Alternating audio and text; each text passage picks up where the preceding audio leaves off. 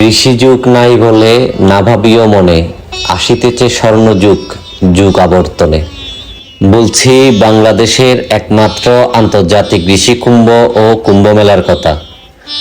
1953 সালে শ্রীমৎ স্বামী অদ্বৈতানন্দ পুরী মহারাজ এই কুম্ভ মেলার প্রবর্তন করেন।